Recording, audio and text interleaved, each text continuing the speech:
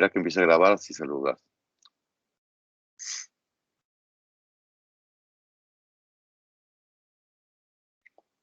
Hola, ¿qué tal? ¿Cómo están? Buenas tardes. Bueno, hoy vamos a trabajar con este concepto de filologías populares. Eh, Son cuestiones que en realidad obviamente fueron apareciendo, fueron emergiendo en otros momentos a lo largo del seminario. Bueno, todo se va como espiralando y va volviendo. De hecho, bueno, elegimos dos textos de autores que fueron apareciendo en diferentes momentos, tanto en las clases que nosotros fuimos preparando, ¿no? Las clases escritas, como en la discusión. Aunque me parece que todavía no habíamos asignado lecturas de ellos, ¿no? Que estoy casi seguro. Pero lo nombramos bastante, volvía bastante el nombre de Mariátegui, y ahora les pedimos que lean un texto, bueno, importante, digamos, muy potente, muy fuerte, muy característico del modo en que Mariátegui piensa estos procesos literarios, lingüísticos, filológicos, que es la última parte de los 7 ensayos de interpretación de la realidad peruana. Y les pedimos también que lean eh, un catauro de cubanismos. Digamos, no les pedimos que lean todo el catauro, aunque bueno, obviamente es una lectura re interesante, hiper fascinante y se puede hacer, pero sí les pedimos que estuvieran atentos a algunos elementos, sobre todo, digamos, paratextuales, si se puede decir así, del catauro, digamos, los textos introductorios que van apareciendo del catauro, y que también vean un poco el modo en que funcionan algunas de las voces que Ortiz está incluyendo en el catauro. Les pedimos que, bueno, un poco aleatoriamente operaran sobre esas lecturas. Ojalá que hayan hecho las lecturas como para que esto sea efectivamente dialogado, digamos, no, a mí siempre me acusan de hablar bastante y no quiero abonar esa acusación, de modo que no quiero hablar demasiado. Voy a plantear voy a hacer algún punteo inicial como para iniciar la discusión. Yo les dejé, o bueno, les dejamos, en realidad un poco, bueno, estuve a cargo de los materiales, algunos textos o algunos formatos, digamos, en relación con estos temas, que no hablan de todo, digamos. Tienen ahí un material que preparamos, que está centrado básicamente en Mariátegui. No hablamos de Ortiz. Eso lo vamos a pensar un poco ahora. Em, No es una clase tradicional en este caso, o sea, el desarrollo tradicional que venimos haciendo, sino que es la técnica y el dispositivo tan pedagógico del PowerPoint. Y por otro lado, agregué no sé si eso lo pudieron ver, porque es un poco para conectar en realidad con María Mariátegui, que es una exposición bastante extensa que preparé sobre Gramsci y sobre todo la cuestión de la lengua en Gramsci. Digamos, pensé que iba a ser breve, que iban a ser 20, 15 minutos así, pero bueno, se extendió bastante. Ahí tienen como una especie de clase que pueden escuchar optativa en relación con ese tema, que también fue apareciendo bastante. Digamos, es un tema que yo especialmente trabajo bastante, o he trabajado, pero sigo trabajando bastante en relación con la construcción filológica, o la construcción de la idea de filología en el siglo XX, no únicamente en América Latina, como es el caso de Gramsci, pero sí en diálogo con América Latina, porque acá, eh, bueno, Mariátegui y Ortiz, ustedes saben que sobre todo Mariátegui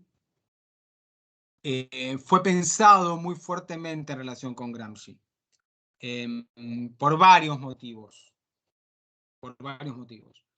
En principio, por una cuestión que es casi generacional, digamos, hay un momento del pensamiento ligado con la elaboración a partir de una problemática socialista o marxista, como quieran llamarla, donde confluyen las figuras, así, muchas figuras como muy destacadas y muy importantes que son prácticamente de la misma generación, ¿no? Entonces uno puede pensar, bueno, ahí hay algo que tiene que ver con cierto espíritu mundial, ¿no? Digamos, cierta idea de construcción universal en donde América Latina también participa, que tiene que ver con una discusión crítica en torno al marxismo, ¿no? Y en torno al corpus marxista, que implica, uno puede pensar también una lectura de la modernidad, ¿no? Digamos, ahí lo que se está debatiendo, lo que se está poniendo en juego también es un modo un canon muy fuerte de interpretación de lo que entendemos como lo moderno, como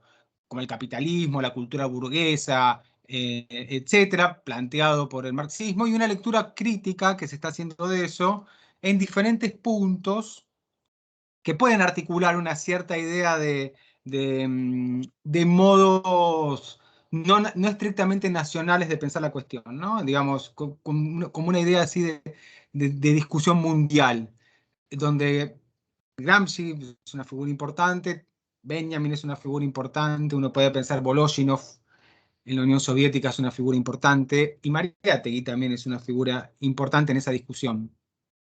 Acá es interesante pensar también las temporalidades, en el sentido de cómo fueron leídos los textos, cuáles son las condiciones concretas de producción de los textos, de circulación de los textos y de lectura de los textos, ¿no? Porque, por ejemplo, si ustedes van a Gramsci, y esto está un poco en la exposición oral mía, en la grabación esa, no voy a insistir mucho sobre eso, pero en realidad Gramsci, si bien escribe básicamente en la cárcel, básicamente escribe a fines de los 20, hasta mediados de los 30, digamos, ese es el periodo en el que él se concentra, entre 1929 y 1935. En realidad las condiciones de lectura son muy posteriores, hay que esperar al fin de la guerra, de la Segunda Guerra Mundial, hay que esperar a la edición de los textos de Gramsci después de la Segunda Guerra Mundial, hay que esperar también a las traducciones. Argentina es muy temprana en ese sentido, o sea, cierta izquierda argentina que ya tenía una relación bastante fuerte con la lengua italiana y con la cultura política italiana. Traduce tempranamente a Gramsci, es la primera gran traducción de Gramsci fuera de Italia se hace en una serie de textos en la Argentina. Y hay que esperar incluso lo que hoy vemos como Gramsci, que no es lo mismo que se veía después de la guerra, que es porque hoy disponemos, y como está planteado en el encuentro perdón, en la clase, disponemos de una edición no temática, ¿no? Como fueron a principio editados los cuadernos de la cárcel, sino que disponemos de una edición que sigue la lógica temporal de producción de los cuadernos.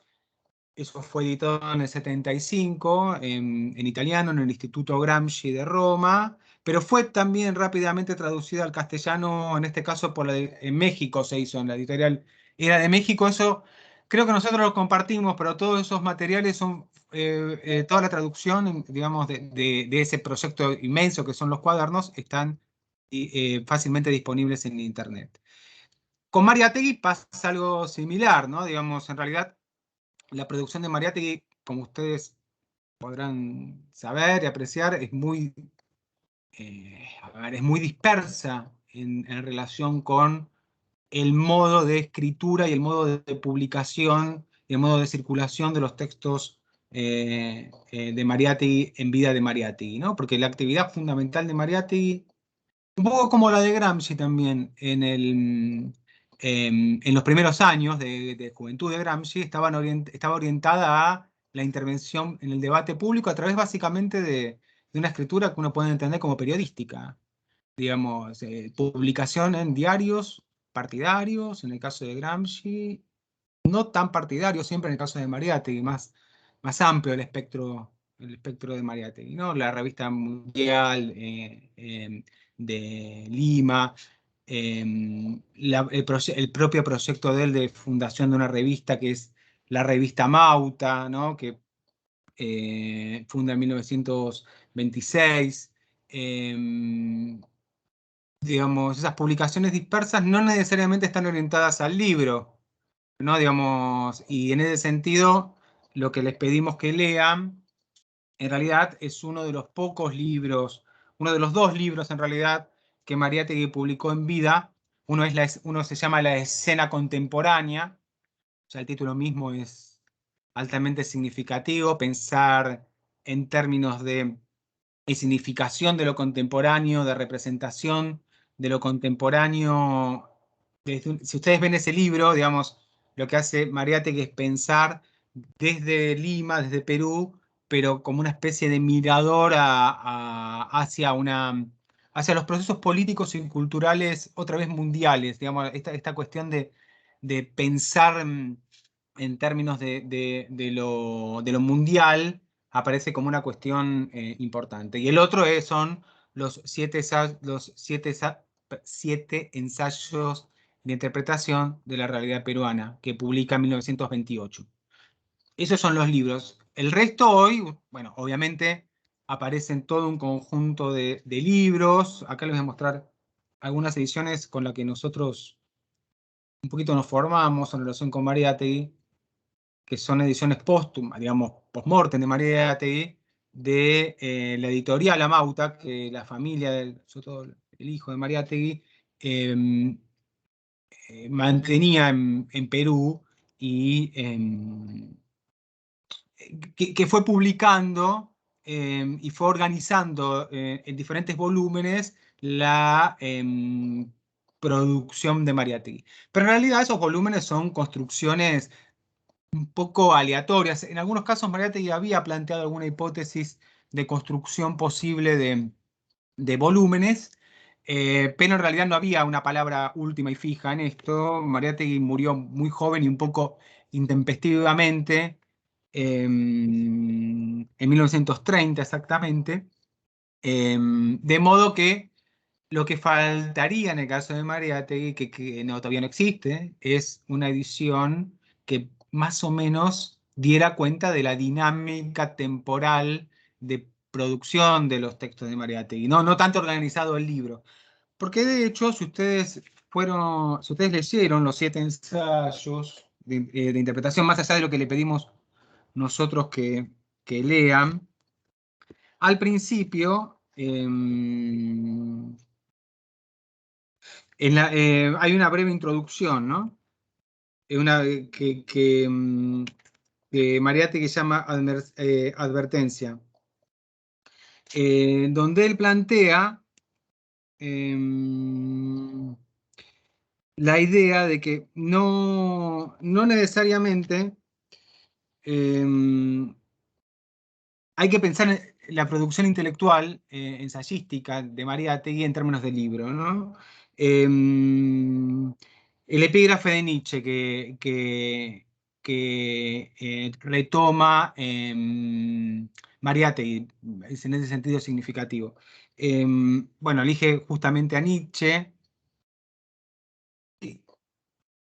donde lo que plantea el pequeño texto de Nietzsche es el cuestionamiento de nociones muy fuertes desde el punto de vista de la construcción de la filología, ¿no? Como la noción de obra y de autor. Dice, yo no quiero leer ningún libro, estas son palabras de Nietzsche, pero recuperadas por Mariátegui. Ya no quiero leer ningún autor de quien se note que quería hacer un libro, sino solo aquellos cuyos pensamientos llegaron a formar un libro sin que ellos se dieran cuenta, ¿no? Digamos, es muy interesante lo que dije, es muy moderno lo que dije, lo que elige Mariátegui, ¿no? Digamos, está todo acá, la cuestión del autor, digamos, la muerte del autor, la cuestión de la voluntad, ¿no? Digamos, no importa si se llega al libro o no voluntariamente en todo caso, ¿no? Digamos, el libro no surge estrictamente de algo del orden del proyecto libro, ¿no? Digamos, me parece que en ese sentido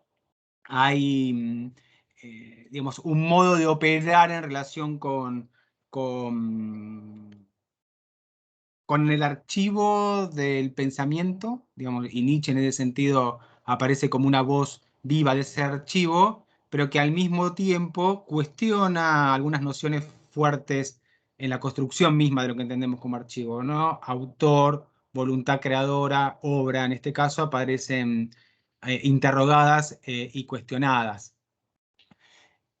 Por otro lado, bueno, Nietzsche, nosotros lo nombramos muchísimo en el seminario, ¿no? Digamos, el, el filólogo loco, digamos, la idea de filología nietzschiana es como uno de los grandes elementos recurrentes en la reflexión que vamos planteando.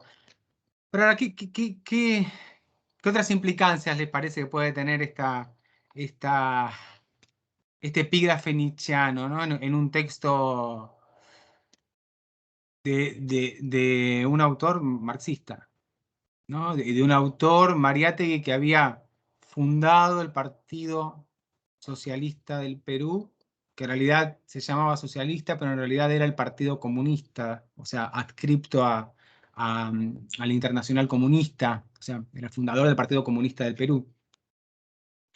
Eh, ¿Qué pasa ahí, digamos, con los archivos, los nombres, las políticas de la citación, digamos, y las políticas en ese sentido de construcción, y de construcción, pero también de distancia en relación con los saberes? No sé si pensaron algo en relación con esto, incluso también en lo que tenían que leer específicamente, ¿no? Digamos, donde también hay toda una política de las citas que se está poniendo en juego, ¿no? Sí, incomoda bastante, ¿no? Mariátegui. Me pareció también de haberlo leído en otro momento como bastante antidogmático en ese sentido, ¿no? Uno piensa, bueno, un crítico latinoamericano marxista y por de pronto uno piensa, no sé, una cosa más cuadrada, pero este tipo se va por o sea, desborda. La idea de la cita de Nietzsche es como una literatura también orgánica, ¿no? Atada a la vida.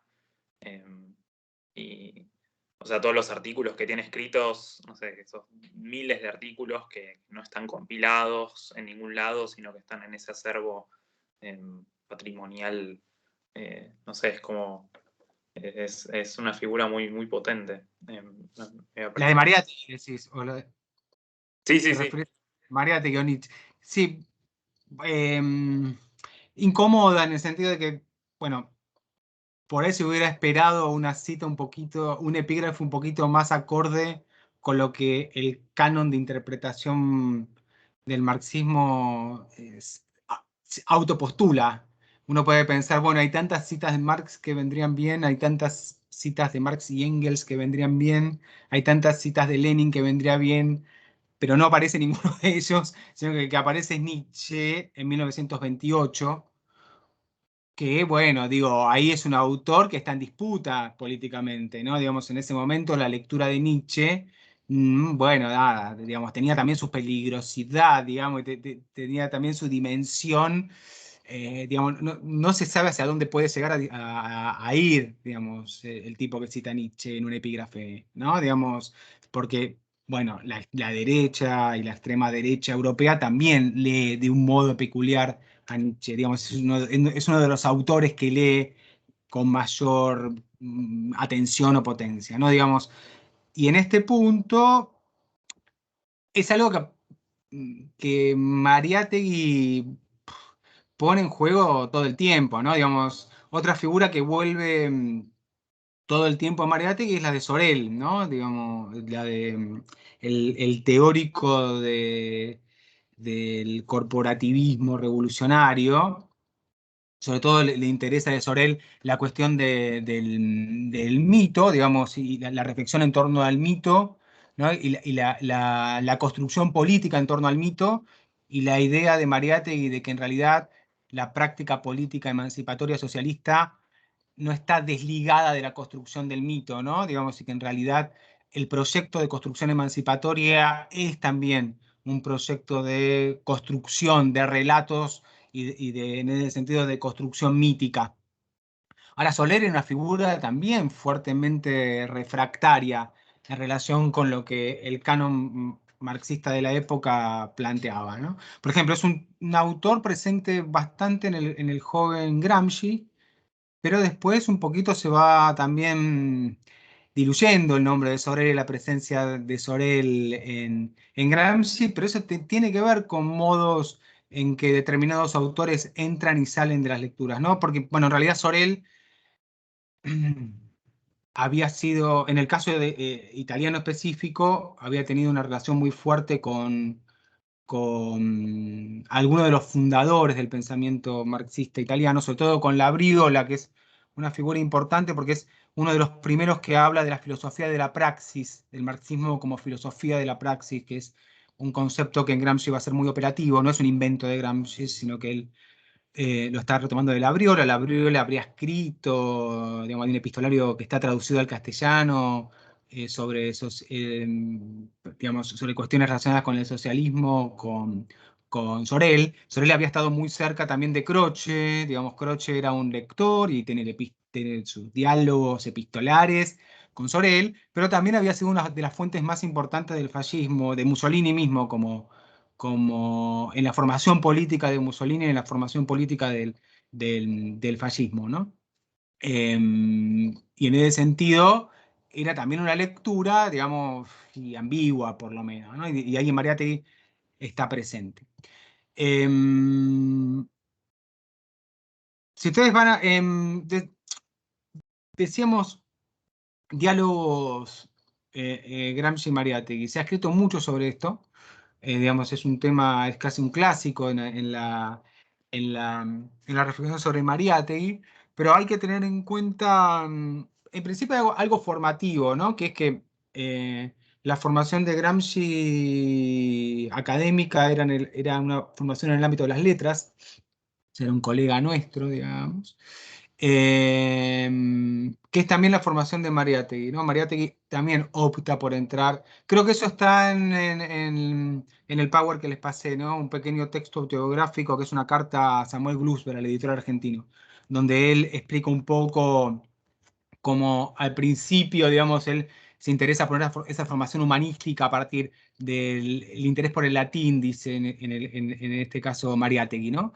Digamos, pasar del latín, digamos, a la reflexión que hace Mariátegui sobre la especificidad peruana en los 7 ensayos a partir de la tensión entre el castellano y las lenguas autóctonas, sobre todo del quechua, es un dato que no debería, sobre el que no deberíamos pasar tan rápidamente por encima, ¿no? Digamos, porque ahí hay como lecturas fuertes en relación con las lenguas que, que operan muy fuertemente en Mariátegui. Vamos a volver un poquito sobre el tema, ¿no?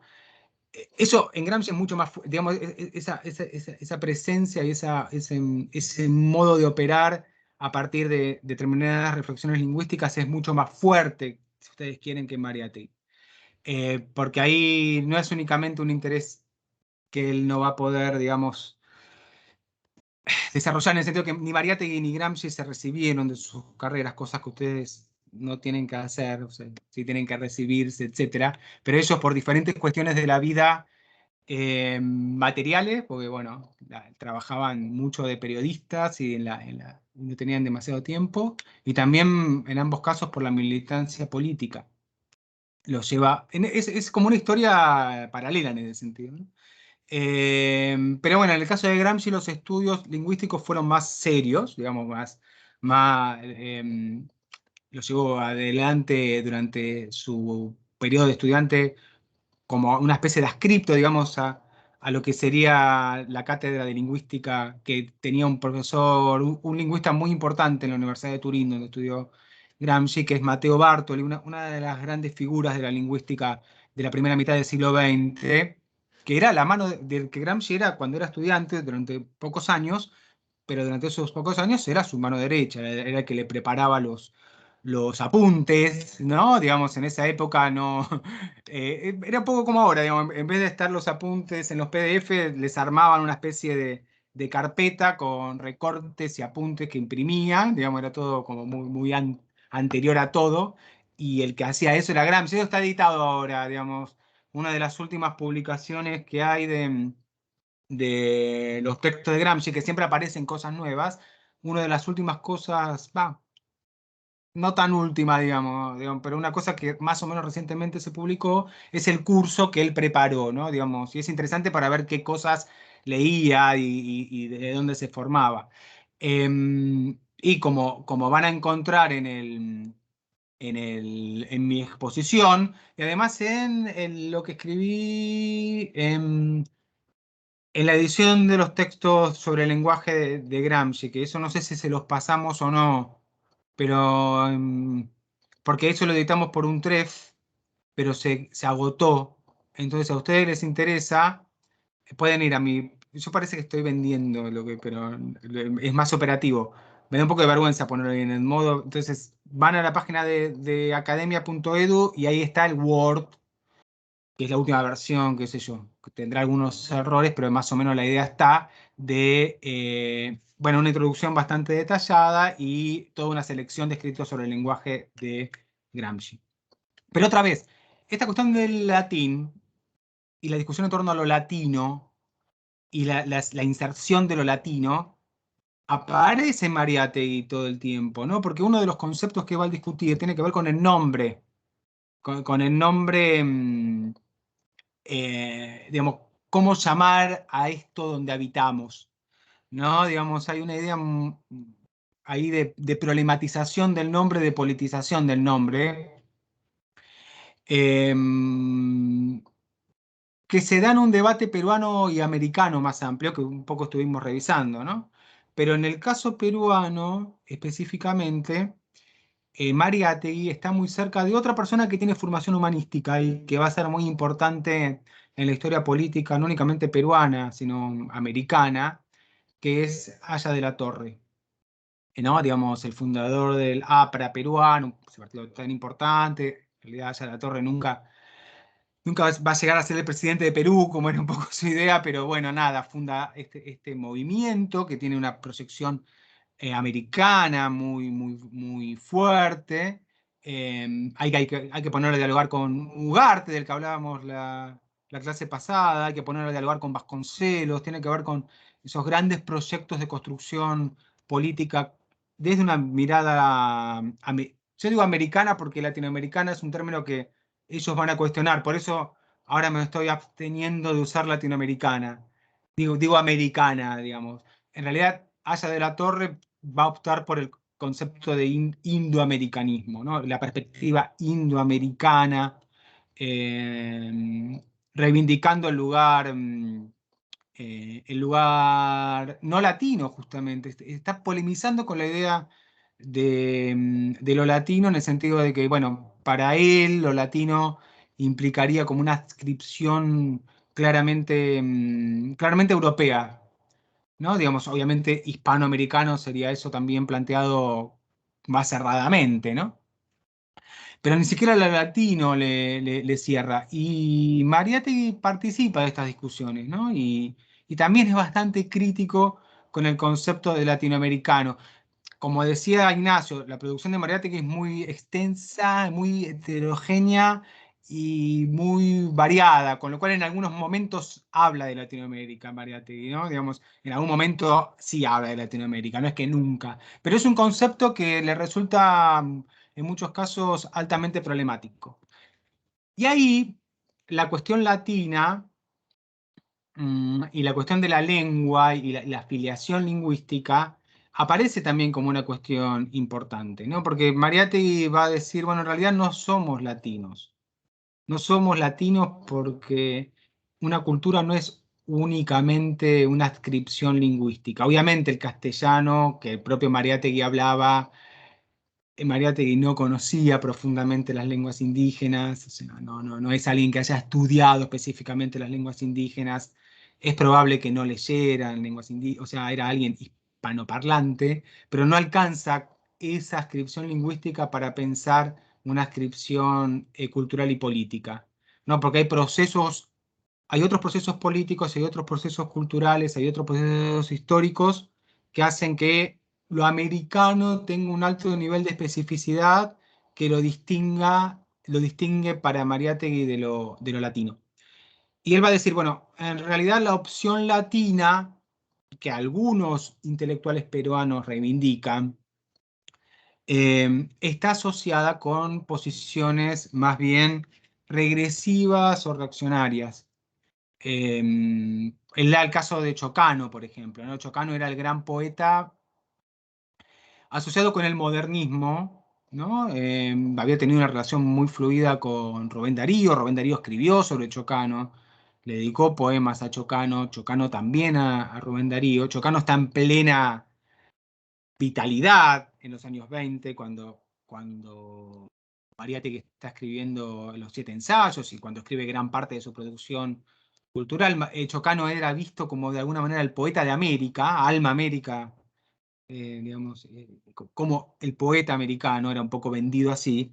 Y lo que dice Mariátegui, y eso está en la parte que le pedimos que lean de los 7 ensayos, lo que dice Mariátegui, bueno, en realidad el proyecto, el proyecto de Chocano es un proyecto que se adscribe más bien a la mitologización de los romanos, la opción por Roma, que es en última instancia, en ese momento, una opción que Mariátegui ve como reaccionaria, ¿no? Está ligada con la, mm, el nacionalismo europeo, está ligado con la consolidación del fascismo, con el mito de Roma, el modo en que el mito de Roma funciona en la consolidación del fascismo, ¿no? Digamos, la idea de Roma como agente civilizador, como agente histórico, que le daría ciertos derechos de preeminencia, por ejemplo, a Italia en relación con otras naciones,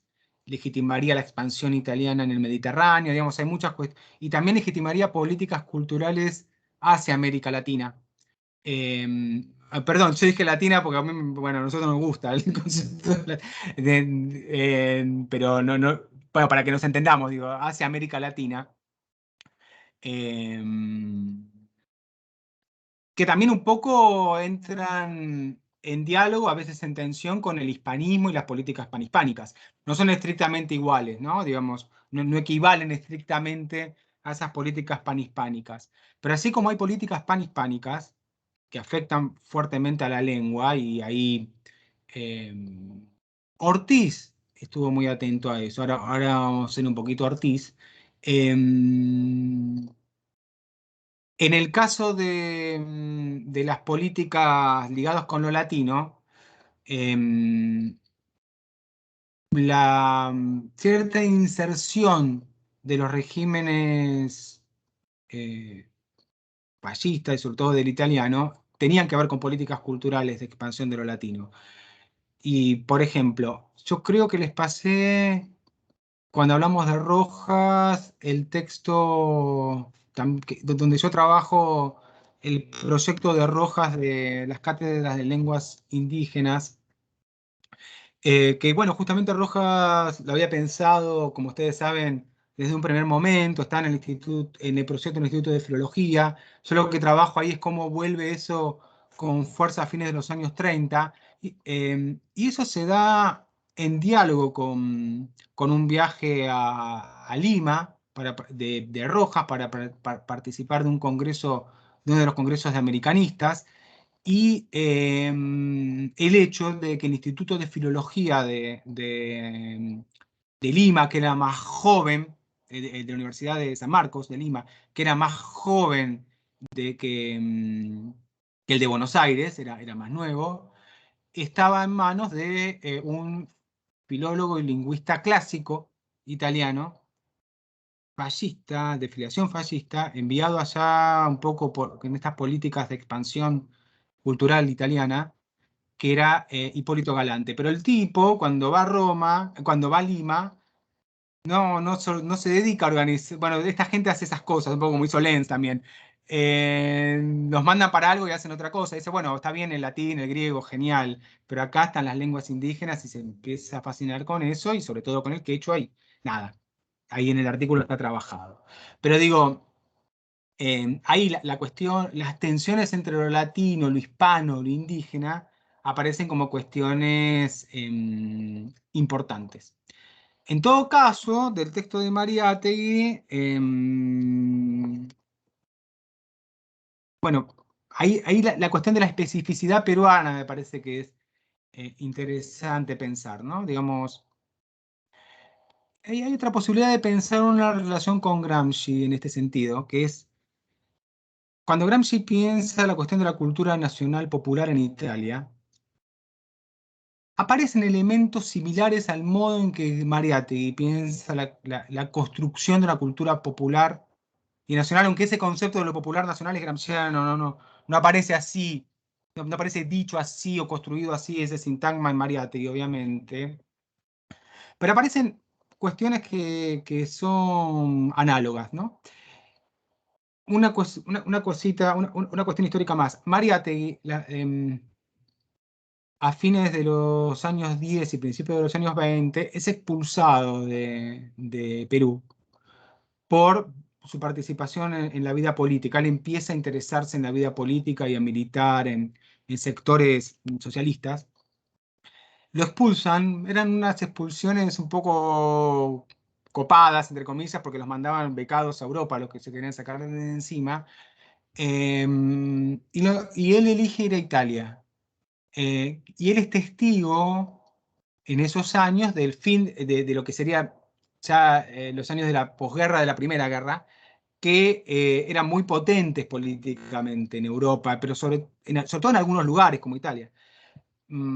Porque si lo que se dan son las luchas obreras y campesinas al calor un poco de lo que había sido el triunfo de la Revolución Soviética, ¿no? Entonces, en algunos países, como en Hungría, la Revolución Soviética triunfa, dura poquito porque enseguida interviene Occidente, qué sé yo, y obtura eso. Bueno, la revolución espartaquista en Alemania, el Rosa Luxemburgo, etcétera. En Italia se dio también con fuerza ese proceso revolucionario en lo que se llamaron los 2 años rojos. Y Mariátegui está ahí, y sobre todo Turín, que era la ciudad donde vivía Gramsci, era el centro un poco de esa lucha política, ¿no? Porque era una ciudad muy particular, una ciudad fuertemente industrial, una ciudad muy heterogénea poblacionalmente, porque como era una ciudad industrial había recibido a grandes contingentes poblacionales de distintas regiones de Italia, o sea, no era una ciudad asociada únicamente con lo que podría ser una tradición propiamente turinesa, digamos, sino que era una ciudad con una dimensión nacional. Ese proceso es derrotado políticamente, ¿no? Digamos, los consejos de fábrica que se construyen y que Gramsci, entre otros jóvenes políticos intelectuales propician, son derrotados. Un poco ahí también está el surgimiento del fascismo, digamos, como reacción a ese movimiento revolucionario. Mariátegui es testigo y va a escribir sobre el proceso de formación del fascismo, porque ahí la figura de Mussolini empieza a ser una figura de proyección nacional. Piensen además que Mussolini era un antiguo militante del Partido Socialista, ¿no? Donde también la cuestión del fascismo y la matriz socialista del fascismo estaba en juego, ¿no? Digamos, esa es una deriva nacionalista e intervencionista en la guerra, en la Primera Guerra, pero muchos de esos tipos, incluso su propio líder, venía del socialismo, o sea, tipos como Gramsci conocían a Mussolini porque habían sido compañeros de militancia y Mussolini había sido un tipo importante en la gestión de los medios del partido, de los medios gráficos del Partido Socialista. Bueno, nada, todo ese proceso Mariátegui lo vive y Mariátegui asiste a la fundación de la escisión del Partido Socialista que va a dar lugar al Partido Comunista y uno de los fundadores de eso es Gramsci, ¿no? O sea, Mariátegui conoce a Gramsci, lo nombra a Gramsci, digamos, o sea, Gramsci en ese momento no era el que conocemos hoy. Obviamente los cuadernos de la cárcel no los puede conocer porque se escriben incluso después de la muerte de Mariátegui, pero está un poco enterado de eso. Y si ustedes van a los 7 ensayos, habrán visto que al comienzo de los 7 ensayos, em, todo ese sistema de citas es un sistema de citas que remite mucho a la cultura italiana, ¿no? Digamos, y en este punto también es interesante porque en general en América Latina, aunque el término no le gustaba a Mariátegui, en América Latina ese sustento teórico no venía tanto de los los teóricos o de los pensadores italianos, ¿no? Digamos, ahí también Mariátegui está introduciendo toda una serie teórica que es bien interesante, ¿no? Digamos, acá aparece un tipo que es Gobetti, ¿no? ¿Ustedes vieron al principio, en el primer párrafo del proceso de la literatura, Piero Gobetti, uno de los espíritus con quienes siento más amorosa sonancia, escribe en uno de sus admirables ensayos, demasiado evaluativo, ¿no? Digamos, ¿qué le pasa? Bueno, evidentemente tiene afinidad con este Piero Gobetti, que había sido también de Turín, un tipo de Turín, un joven intelectual de Turín, de la edad, un poquito más joven que Gramsci incluso, que había fundado eh, una línea dentro del socialismo que él pensó como un socialismo liberal. También esto es bastante herético, porque no está citando un autor marxista cuadrado italiano que había un montón, digamos, para citar. No está citando en ese sentido a, qué sé yo, al canon marxista más tradicional, porque en realidad Gobetti ni siquiera se definía, era socialista, pero no, o sea, respetaba el marxismo, todo, pero no era un marxista en el sentido tradicional del término. Y es Gobetti el que él en este sentido de rescata. Gobetti creo que lo cita tan positivamente porque tiene una historia bastante trágica, porque a Gobetti vieron que estaban las escuadras fascistas, que eran gente que golpeaba a opositores, y a este lo golpea mucho y va al exilio, pero muy joven, muere inmediatamente, un poco como resultado de esa golpiza. Tal vez ese exceso de evaluación positiva tiene que ver con un poco de conmiseración. Pero después aparece el nombre de Croce, ¿no? Digamos, y Croce es uno de los pensadores que más va a leer con atención Mariátegui. Pero también era uno que era leído con mucha atención por Gramsci, como ustedes saben. Entonces ahí las operaciones con Croce son bien interesantes. Bueno, en la clase de Nora Catelli, Nora lo nombró también en un momento a Croce, porque, bueno, tiene una importancia fundamental en la concepción idealista del lenguaje, digamos que va a ser importantísima para pensar la estilística, sobre todo del siglo XX, ¿no? Digamos, tipos como Fowler son fuertemente ligados a Croce, tipos como Spitzer o Auerbach no son tan crochanos, pero bueno, ahí el punto de partida un poco es la identificación entre estética y lingüística que había planteado Croce, que era medio una locura, digamos, pero que había tenido mucha fuerza y mucha potencia, ¿no? La idea de que todo acto de habla lingüístico es una creación lingüística toda, hasta la más idiota de ellas, que tiene que ser pensado en términos de una singularidad estética irreductible a lo general. O sea, hay una especie de delirio de lo singular, ¿no? Que hace que sea fuertemente desestructurante el pensamiento crochiano. Pero prácticamente es muy difícil pensar en términos de categorías generales, ¿no? Rechaza la gramática, rechaza los géneros, no sé, no puede explicar en ese sentido, cómo dos sujetos se entienden, no se puede explicar muy bien desde la perspectiva crochiana, ¿no? Pero tenía esta potencialidad de, de, mm, de dinamitar el sistema. Otro tipo que aparece es de Santis, que era el autor de la historia de la literatura italiana, una de las historias, pero que un poquito hablo, no me quiero extender mucho sobre él, un poquito hablo en el escrito que preparamos sobre las corrientes literarias en la América hispánica. Eh, Acá cita un De Santis que en realidad se había muerto hace mucho, era del siglo XIX, pero había sido rescatado por los idealistas, por Croce, y cita una edición de las clases, o sea, De Santis había enseñado en diferentes lugares de Europa, sobre todo de Italia, una edición de los materiales de clase donde aparecen algunas nociones filológicas fundamentales que Mariátegui retoma y revisa. Entonces, en ese sentido, me parece que es interesante la, el sistema de citas otra vez con el que Mariátegui opera.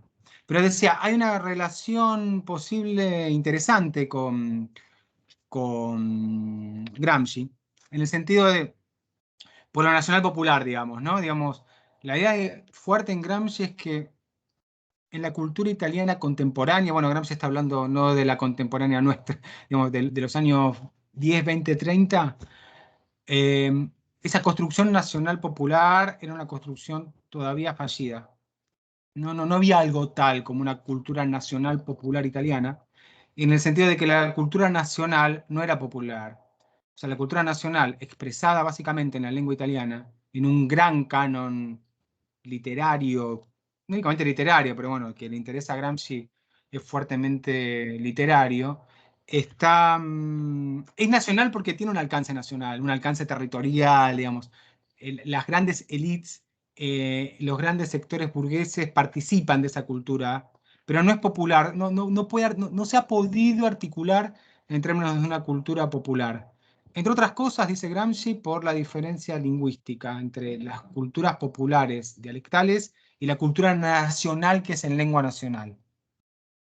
Bueno, varias cuestiones aparecen en las discusiones que fuimos teniendo, ¿no? Porque la opción gramsciana no es la de la reivindicación absoluta y total de las variedades entonces populares. Digamos, Gramsci nos dice, bueno, nada, estos tipos hablan en dialecto, por lo tanto, nosotros, los intelectuales, tenemos que ir al dialecto y convertirnos en autores dialectales. A Gramsci eso le parece que va a conducir a una especie de fragmentación total, y en ese sentido sería políticamente, una opción políticamente no emancipatoria. Tampoco dice Gramsci a estos tipos hay que imponerles una lengua nacional desde arriba porque eso no va a conducir a nada, ¿no? Digamos, no va a conducir a nada porque ese hábito lingüístico no lo van a cambiar porque yo les diga que tienen que hablar en la lengua nacional. Y uno de los grandes errores del socialismo italiano para Gramsci había sido que no había podido hablar en otra lengua que no fuera esa variedad nacional estricta. Hay que pensar una lengua nacional para Gramsci que se alimente de esas variedades populares, ¿no? Que se alimente de esa heterogeneidad, que no sea ya esa lengua nacional ligada con una visión anquilosada o purista o cerrada, ¿no? Digamos, es una lengua que no se sabe bien cómo será, pero es una lengua futura para Gramsci. Pero hay que pensar en términos de una lengua nacional, digamos, eso en Gramsci no desaparece nunca. Otras realidades nacionales europeas habían para Gramsci construido una cultura nacional popular. Él se detiene sobre todo en Francia y poco menos, pero con cierta atención también en Alemania, por los diferentes procesos políticos e históricos que habían vivido esos países que Italia no había vivido. En el caso de Alemania, la reforma protestante, digamos, la idea de que Lutero traduce la Biblia al alemán, esa lengua, esa variedad luterana se transforma en la variedad administrativa de los distintos estados, porque Alemania no era un estado unificado, pero a su vez la cultura ligada con la reforma, la predicación en lengua alemana, la lectura de la Biblia en lengua alemana, la necesidad de leer directamente la Biblia, los procesos de alfabetización ligadas con eso, etcétera, permiten pensar algo tal como una cultura nacional popular. En el caso de Francia, eso está ligado con los grandes procesos revolucionarios. La Revolución Francesa, no el triunfo total, pero digamos, el hecho de que se haya dado ese proceso, la fundación del Estado, el proyecto estatal ligado sobre todo con lo didáctico, con lo pedagógico, y la idea también de una literatura que funciona como una literatura nacional y al mismo tiempo popular. Él se detiene en los años de la cárcel en leer esa literatura de masas europea, ¿no? Digamos, en el caso de la francesa, autores como Sue, ¿no? Digamos, autores eh, que permiten pensar algo tal como una cultura nacional y popular, incluso con valores en algunos casos progresistas o emancipatorios. En el caso de Mariátegui, él va a pensar en la tensión entre el castellano y el quichua, y el castellano en las lenguas indígenas, sobre todo el quechua, eh, y la idea de Perú como una construcción nacional no concluida, que es un poco también la idea que tiene Gramsci en relación con Italia, digamos, ¿no? Digamos, la idea de que son naciones en proceso, ¿no? Donde esas heterogeneidades constitutivas son al mismo tiempo la riqueza de los procesos políticos y de los procesos culturales que esas naciones viven y exhiben. Frente a, bueno, él ve mucho a Argentina, Mariátegui. Un poco la Francia de Mariátegui es la Argentina. Dice, bueno, ahí en Argentina se dan estos procesos. Porque, bueno, vieron que al principio de los 7 ensayos, él cita también a Sarmiento. ¿No? Digamos, es significativa también en la advertencia de la cita de Sarmiento. Porque lo que dice es, creo que no hay salvación para Indoamérica, bueno, acá le elige el término Indoamérica, sin la ciencia y el pensamiento europeos u occidentales. Sarmiento, que es todavía uno de los creadores de la argentinidad, fue en su época un europeizante, no encontró mejor modo de ser argentino.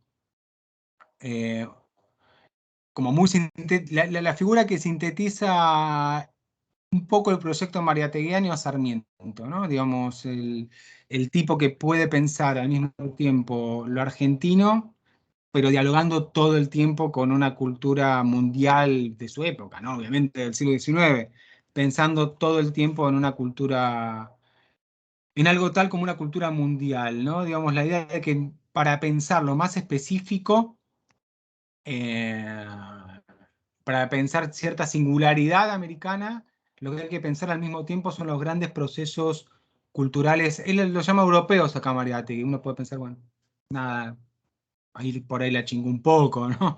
Digo, es como demasiado hijo de su época también en ese punto, Mariátegui.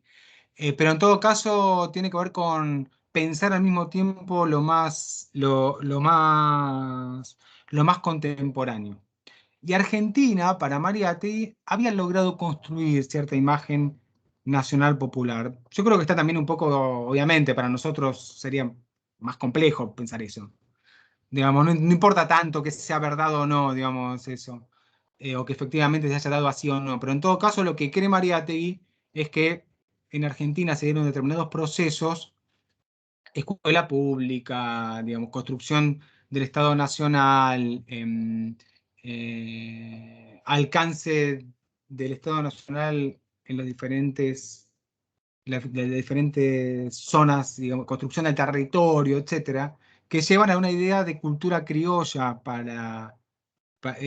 materializada básicamente en la figura del gaucho, ¿no? Digamos, en ese sentido también es un lector atento de Rojas, ¿no? De la historia de la literatura argentina, de las intervenciones críticas de Rojas, pero esa construcción que hace Rojas en la historia de la literatura argentina no es adecuada estrictamente para el caso peruano, porque en el caso peruano hay un elemento fuertemente heterogéneo desde el punto de vista cultural y desde el punto de vista lingüístico, que tiene una presencia muchísimo más fuerte en términos cuantitativos que en el caso argentino, y que tiene que ver básicamente para Mariátegui con la cultura andina, la sierra, y el carácter fuertemente indígena de la cultura andina y la cultura costeña más hispanizante, digamos, más marcada por el castellano como lengua dominante y con la figura del mestizo, pero también del negro y del chino, con los que Mariátegui es un poco injusto, ¿no? Digamos, ahí hay elementos bastante, bueno, eso lo habrán notado si leyeron con atención. Hay elementos bastante jodidos en relación con, sobre todo con la población negra, ¿no? Y con la cultura negra, que ahí Mariátegui parece no poder verlo sino en términos de sumisión al blanco, al hispánico, y creo que obviamente es un poco injusto o muy injusto. Ortiz, hablemos un poquito de Ortiz, pero hablen ustedes.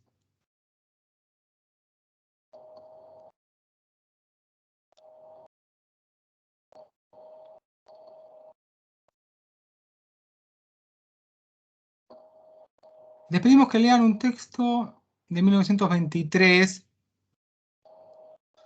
o sea, estamos en los años 20, en los dos casos, tanto en Mariátegui como en Ortiz. Es interesante pensar un poquito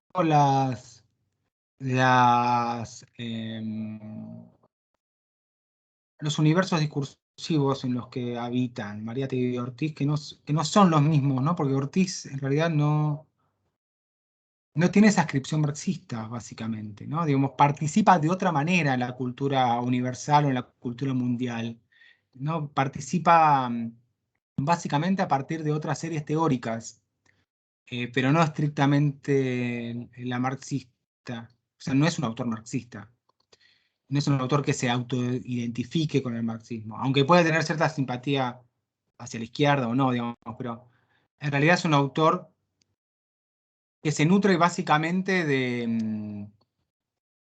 de tres series, ¿no? De tres grandes series discursivas. Por un lado, la cuestión jurídica, porque la formación de él era la formación de abogado, ¿no? Él había estudiado eh, y se había recibido de abogado y había comenzado a enseñar materias de derecho y a escribir sobre derecho. Por otro lado, la dimensión folclórico-antropológica, ¿no? Digamos, el interés de él por las culturas populares, por las tradiciones populares, por las tradiciones ligadas con el pueblo eh, cubano y caribeño en general, cubano en particular, que lo van a llevar a interesarse fuertemente por la cultura, por la presencia africana.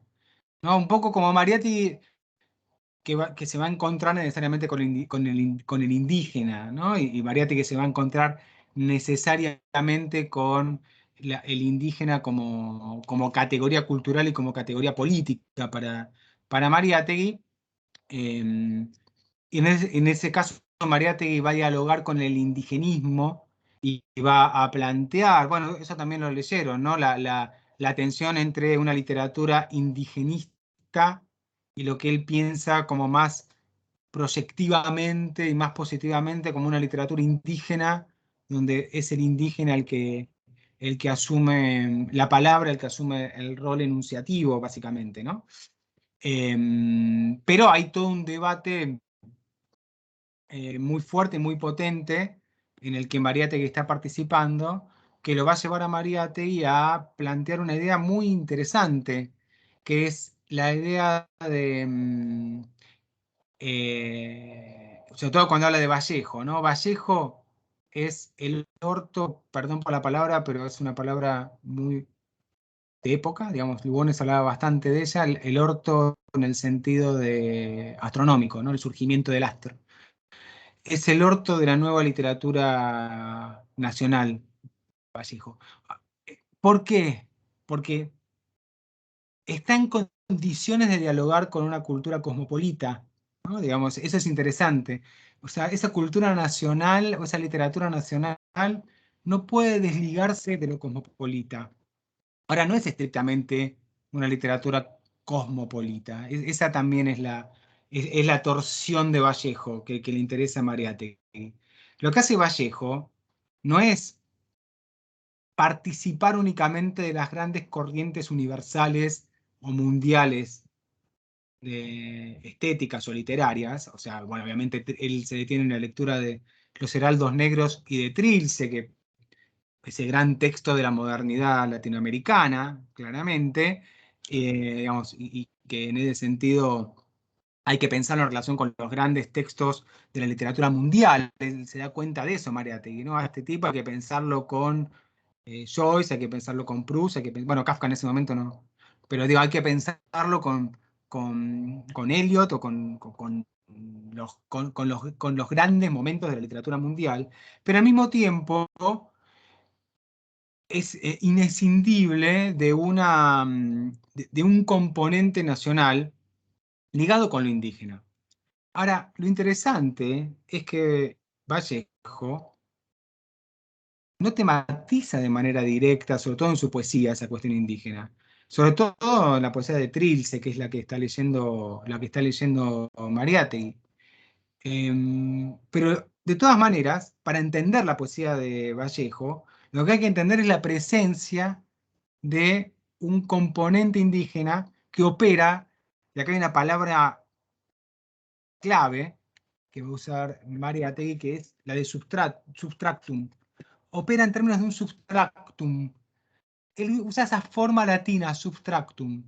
Esa palabra era muy fuerte en el pensamiento lingüístico de la época. Es seguro que Mariátegui está ahí recordando algunas lecturas lingüísticas, ¿no? El sustrato lingüístico, digamos, la idea de que las lenguas están en contacto, ¿no? Y hay determinadas lenguas que, si ustedes quieren, son hegemónicas, como diría Gramsci, pero que no anulan completamente a las lenguas dominadas. E incluso, cuando esas lenguas dominadas parecen haber sido borradas, ese borramiento nunca es total, porque algo permanece en términos de una memoria involuntaria de la lengua, de esa lengua borrada.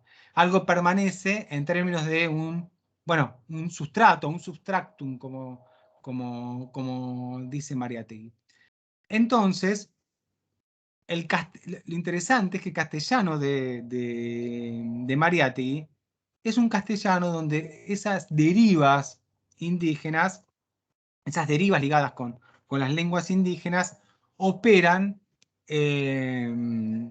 no en términos de escribir una poesía en lengua indígena, sino en términos de justamente una deriva. Esto es interesante porque tiene mucho de la idea de literatura menor en Deleuze y Guattari, cuando Deleuze y Guattari piensan en Kafka, ¿no? Digamos, Kafka no escribe en yiddish, sino que escribe el alemán como si en el alemán resonara todo el tiempo el yiddish, ¿no? Está diciendo algo bastante cercano, Mariátegui, ¿no? Digamos, este tipo escribe en castellano, no necesita escribir en lengua indígena para pensarse como un autor nacional peruano. Y la literatura nacional peruana no es esa literatura en lenguas indígenas, es esa literatura que hace operar las lenguas indígenas como potencialidades, y en ese sentido hay algo del orden de las poblaciones que está operando ahí, ¿no? Digamos, de la relación entre autor y un colectivo poblacional, entre pueblo y autores, esa categoría de pueblo, que si ustedes ven, es importante en Deleuze y Guattari, cuando Deleuze y Guattari piensan las literaturas menores. No hablan de clase, no hablan de multitud, ni de clase, hablan de pueblo. Es la categoría que aparece en la categoría de pueblo. Entonces, ahí me parece que hay también derivas interesantes que se pueden pensar con Mariátegui. En el caso de Ortiz, decíamos, universos discursivos. El folclore, antropología, digamos, sobre todo la lectura que él va a hacer de la antropología norteamericana, de los estudios folclóricos norteamericanos. Ahí la cercanía de Cuba con Estados Unidos, el diálogo histórico de Cuba con Estados Unidos es un poco diferente de Mariátegui, ¿no? Digamos, y de la relación de Mariátegui, que es más con Europa, aunque Mariátegui obviamente lee a los norteamericanos también. Y en tercer lugar, el discurso criminológico en Ortiz. Porque Ortiz era alguien que se había formado, incluso uno tendría que ponerlo antes, lo criminológico, antes de lo antropológico folclórico. Porque un poco por su formación jurídica, lo que había hecho Ortiz era leer con mucha atención a los escritores, estos teóricos de la criminología positivista del principio del siglo XX, sobre todo a Lombroso. Y él un poco se acerca al principio a la cultura negra a partir de hipótesis muy complejas hoy de sostener que tienen una matriz lombrosiana. Esto al principio, porque él justamente a partir de las lecturas antropológicas y folclóricas va a plantear eh, con el tiempo ideas radicalmente diferentes. Donde lo que va a impugnar básicamente Ortiz es la noción de raza, digamos. Esa noción de raza que es una noción que todo el tiempo, incluso en Mariátegui aparece. Uno de los últimos textos de Mariátegui está centrado en esa idea de las razas. Es un concepto que a Ortiz le suena como muy fuerte, muy fuertemente impugnable, ¿no? Digamos, acá no se trata tanto de pensar, o no se trata de pensar en términos de razas, sino que se trata de pensar en términos básicamente de grupos poblacionales y del modo en que esos grupos poblacionales interactúan entre sí en determinados contextos puntuales y concretos, como puede ser el contexto cubano, que es el que piensa básicamente Ortiz, ¿no? Digamos, Ortiz no tiene esa proyección latinoamericana estrictamente o indoamericana como puede tener Mariátegui. Es un tipo que piensa más bien la cultura cubana y que piensa más bien la cultura caribeña, si ustedes quieren, ¿no? El texto que le pedimos que lean es el glosario de afronegrismo, que es, no, perdón, el Catauro, porque hay dos textos cercanos en el tiempo, que son el Catauro de afronegrismos, que es este, y el glosario de afronegrismo, que creo que lo tienen también en el modo. Son textos de 1923, de 1924, donde evidentemente la cuestión del lenguaje y las operaciones con dispositivos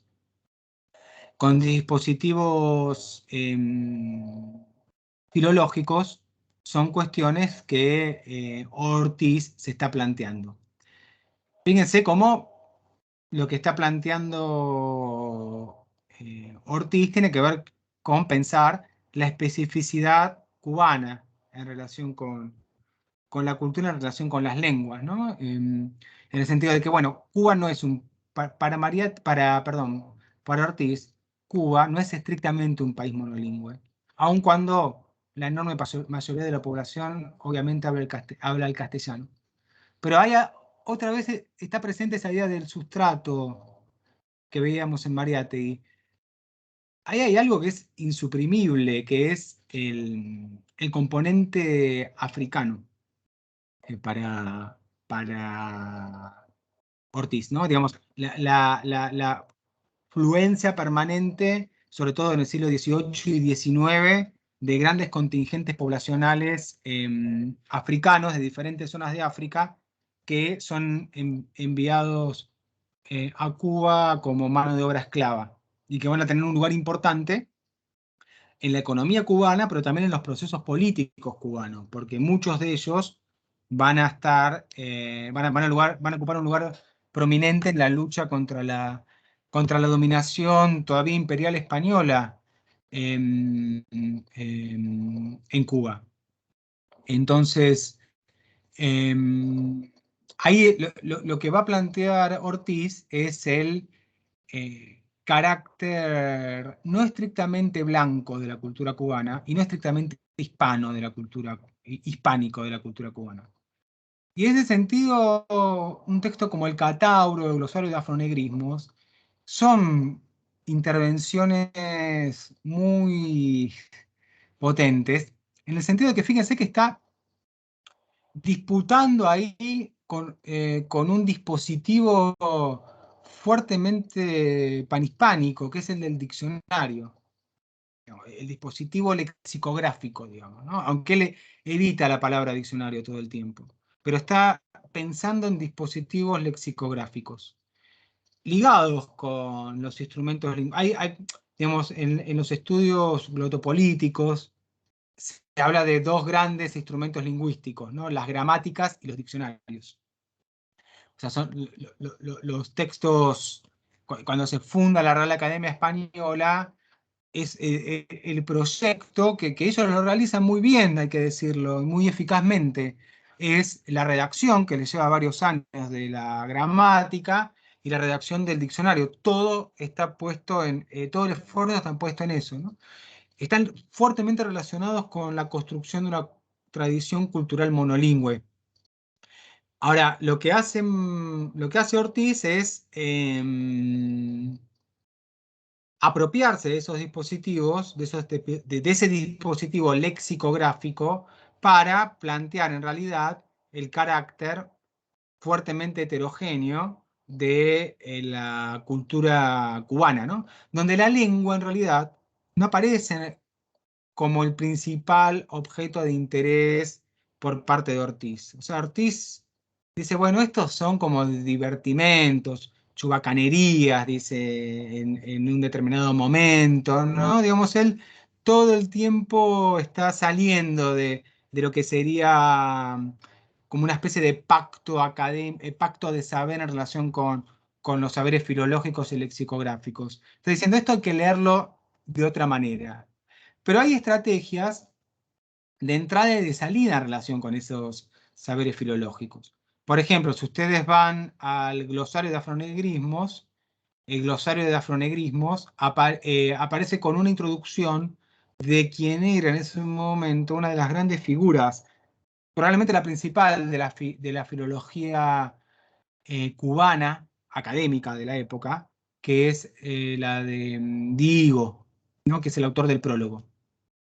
Pero al prólogo, a la introducción, donde digo, bueno, muy bien, explico un poco cuáles eran en ese momento las grandes líneas de trabajo en relación con las lenguas africanas, digamos, cómo desde la Academia Europea se pensaban las lenguas africanas. Habla también un poco de la expansión imperial en África y el desarrollo en ese sentido del africanismo como área de estudios, es en ese sentido bien interesante.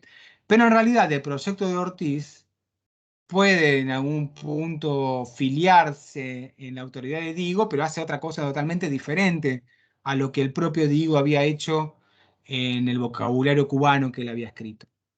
En el caso de el afronegrismo, el glosario de afronegrismos, además, si ustedes van, no sé si lo tienen ahí a mano, yo lo dejé eso en no sé si lo dejé en el modo, creo que sí o no, en la carpeta de operativos. Creo que sí. Creo que sí. El glosario también, ¿eh? Además, Sí, sí. porque en el glosario, ¿lo tenés ahí abierto?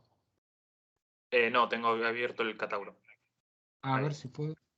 Em, El glosario yo no estoy viendo. por ahí no está. Bueno, después se los dejo.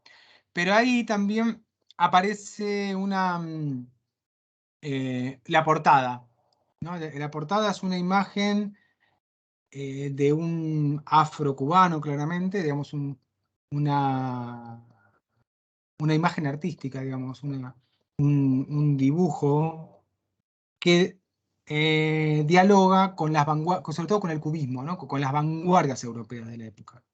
En un gesto que es también me parece interesante, ¿no? Y que tiene que ver con la afinidad de Ortiz con determinadas prácticas estéticas y determinadas prácticas poéticas literarias, digamos, contemporáneas, ¿no? Un poco después, unos años después de esto, se va a dar el auge de la poesía negrista cubana, donde ahí obviamente la gran figura es la de Nicolás Guillén. Motivos de Son, se publica en 1929, son pocos poemas, pero que fueron como bastante, qué sé yo, como tuvieron un efecto de dinamitar, en cierto sentido, lo que se entendía como poesía negra, incluso por su carácter lúdico, erótico y en algunos casos procaz, ¿no? Y fuertemente corporal. Eh, em, y fuertemente glotopolítico. Uno de los poemas es el del negro africano, el negro, el afrocubano que habla inglés, ¿no? Y la burla hacia el afrocubano que tú hablas inglés, etc. Ortiz va a ser uno de los primeros que escriba seriamente sobre esos poemas de Guillén. Va a estar atento a la poesía de Guillén. Y en este sentido, bueno, esto se ha trabajado bastante también. Bueno, vos, Tobías, habías preparado en su momento muy bien sobre temas cubanos, sobre todo sobre Lezama, sobre la expresión americana. Pero, bueno, la expresión americana, Lezama está atento al componente afro-cubano también. O sea, tiene una sensibilidad ahí realmente para ese componente afrocubano. Pero bueno, ese es el Lezama de fines de los años 50, ¿no?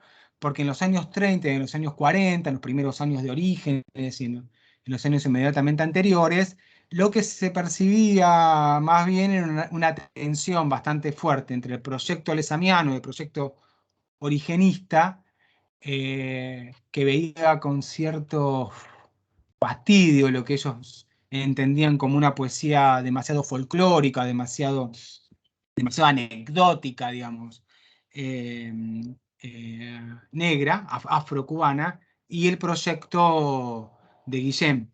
Y del propio Ortiz en última instancia, ¿no? Digamos, en ese sentido son proyectos que en algún momento confluyen un poco más o no, pero que sobre todo al principio, los años 30, principios de los 40, tienen fuertes tensiones. Donde la cuestión política también es una cuestión importante, ¿no? Porque el,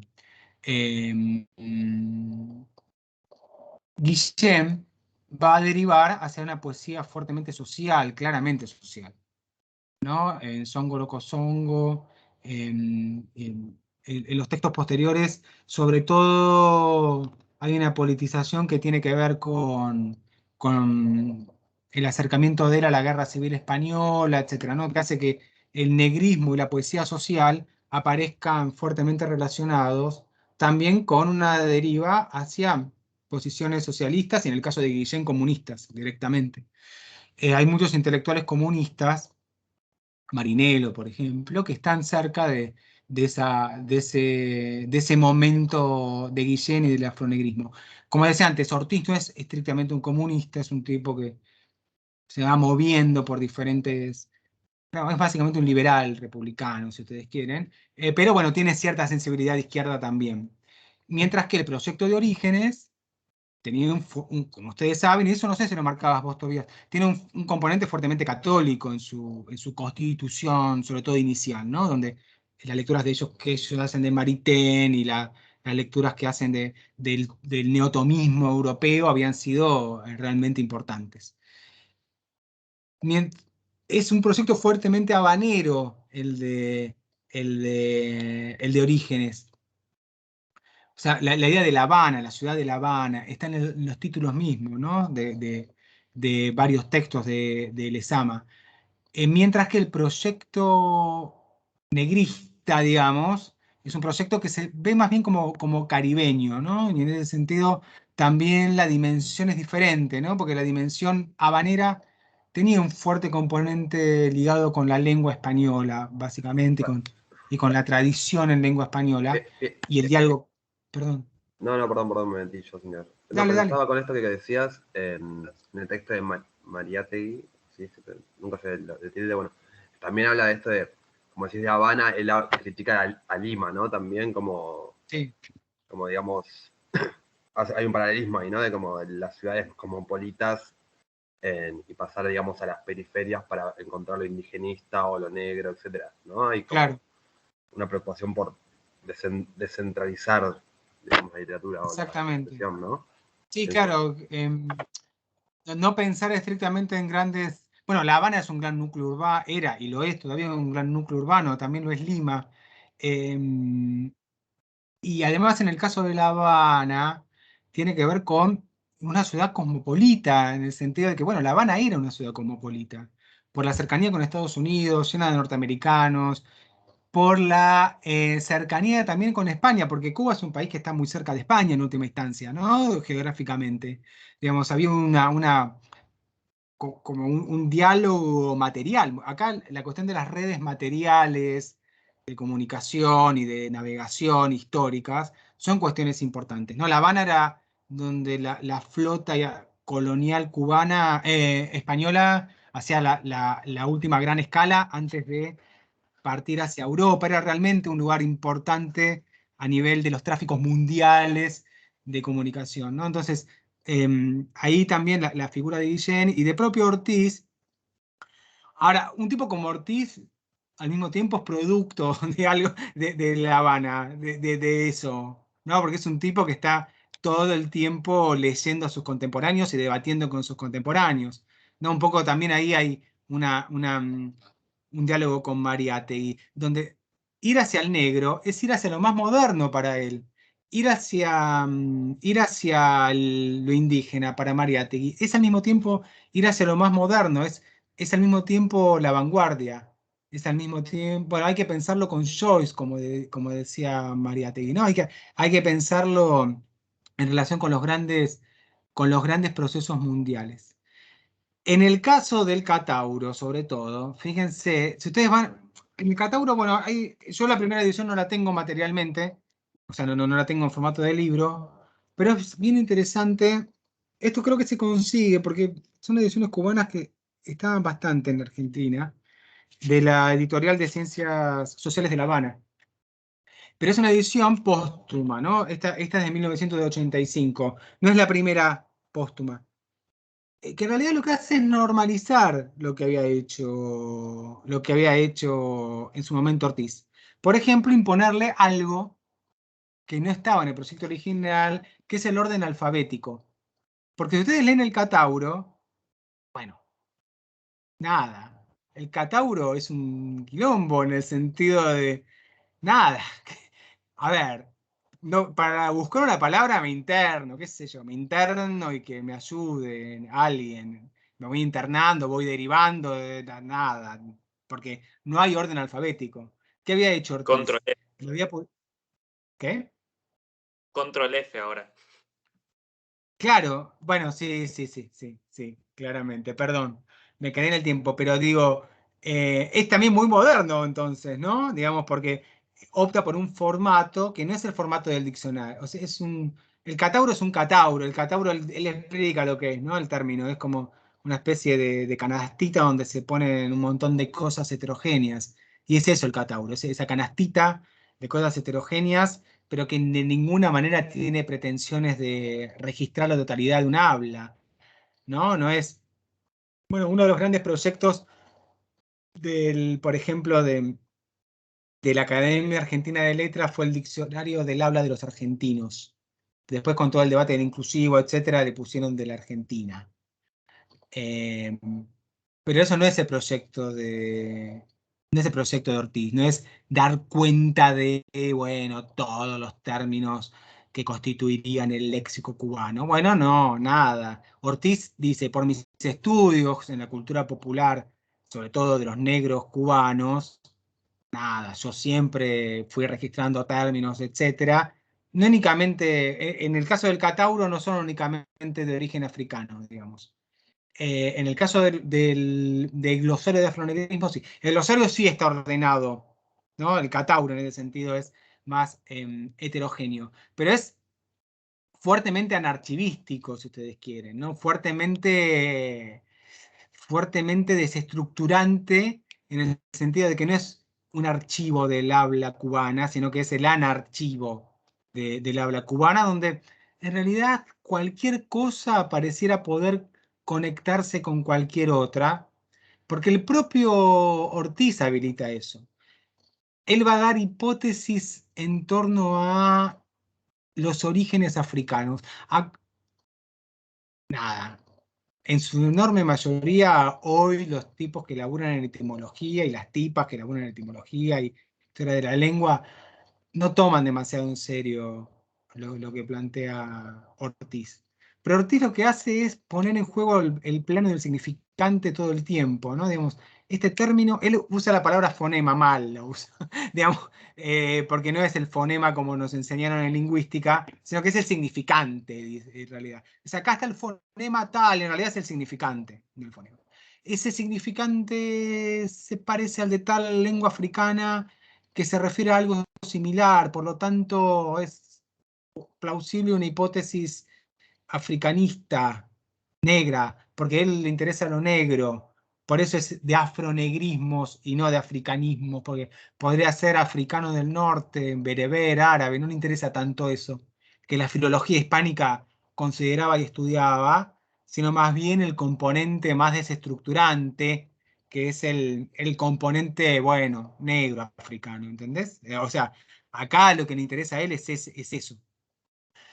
En los años posteriores, y con esto cierro un poquito, en los años posteriores, bueno, entonces, esto lo pueden conseguir, es muy bueno, se consigue barato, creo, pero es el catauro ordenado, que no es el catauro en realidad. Pero bueno, cuando los cubanos tuvieron que reeditarlo, no se atrevieron a reeditarlo como se debiera reeditar, ¿no? Porque también hay pruritos filológicos y prurito como una especie de lógica de la producción de los saberes, que bueno, están operando. Y este texto producido por la Revolución Cubana, ¿no? Es muy poco revolucionario en última instancia desde el punto de vista de, de los parámetros constructivos y tiene muy poco que ver con el espíritu anarchivístico. Desaparece el espíritu anarchivístico de Ortiz. Decía, con el tiempo, y con esto cierro, quiero recomendar la Feria del Libro, de que tan denostada. No sé si se sigue denostando, no sé si se sigue haciendo con la pandemia.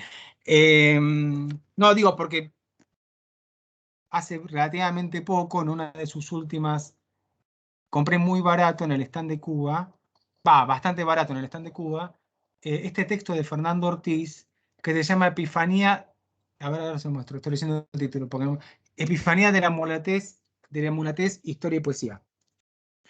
Que tiene que ver con el trabajo de archivo de la Fundación Ortiz, que está en La Habana, digamos, donde están todos los papeles de Ortiz, que va publicando periódicamente en la medida de lo posible, porque bueno, como ustedes saben, la situación editorial en Cuba es compleja, pero bueno, se va publicando en la medida de lo posible diferentes ediciones digamos, diferentes inéditos de Ortiz. Y acá, bueno, se reúnen toda una serie de escritos en torno a la mulatez. Hay uno que está específicamente dedicado a la cuestión de la lengua, donde Ortiz básicamente defiende el concepto de la mulatez lingüística.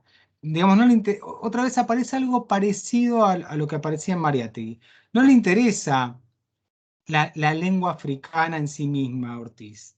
Digamos, no es que vaya a plantear, bueno, un estudio de las lenguas africanas presentes de alguna manera en Cuba, o sea, en el siglo XIX estaba muy presente, se podría intentar reconstruir, sí, pero no le interesa tanto eso, le interesa la huella de esas lenguas africanas en el castellano popular cubano, donde la categoría es la categoría de mulato y no la categoría de negro exactamente, ¿no? Digamos, la mulatez es